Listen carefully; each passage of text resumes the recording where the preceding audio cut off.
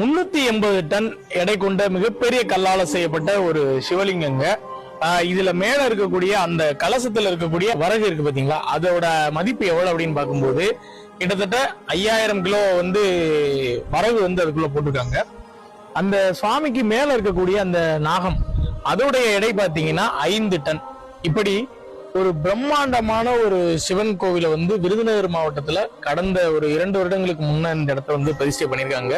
பெரிதளவுல யாருக்கும் தெரியாத ஒரு இடமா தான் இந்த இடம் இருக்குது. இந்த இடத்துக்கு நீங்க வரும்போதுதான் தெரியும் எவ்வளவு பிரம்மாண்டம் இருக்குதுன்னு. இந்த சிவன் மேலேயே பாத்தீங்கன்னா கிட்டத்தட்ட 1008 லிங்கங்கள் இருக்குது. அதே மாதிரி பாத்தீங்கன்னா 108 நந்தி இருக்குது, 63 நாயன்மார்கள், 18 சித்தர்கள். இது எல்லாமே நீங்க இந்த கோவில்ல பார்க்கலாம்.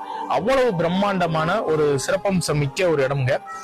இந்த கோவில் ராஜராஜ லிங்கேஸ்வரர் அப்படின்ற திருநாமத்துல இந்த கோவில் அழைக்கப்படுதுங்க.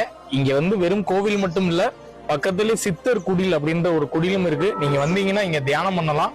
அவ்வளவு அற்புதமா இருக்கு. தற்பை புல்லால மேயப்பட்ட ஒரு குடில் செஞ்சிருக்காங்க. அவ்வளவு சிறப்பம்சம் மிக்க ஒரு இடம்ங்க. பெரிதளவுல யாருக்கும் தெரியாத ஒரு இடமா இருக்குது. இப்ப சிவசந்தங்கள் நிறைய பேர் வந்துகிட்டு இருக்காங்க. இங்க நீங்க வந்தீங்க அப்படின்னா நிச்சயம் உங்களுக்கு ஒரு மன அமைதி கிடைக்கும். இந்த இடத்தோட லொகேஷனை டிஸ்கிரிப்ஷன்ல கொடுக்குறேன், மறக்காம பாருங்க. குடும்பத்தோட வாங்க. குறிப்பா இந்த காணொலியை நிறைய பேருக்கு ஷேர் பண்ணி தெரியப்படுத்துங்க.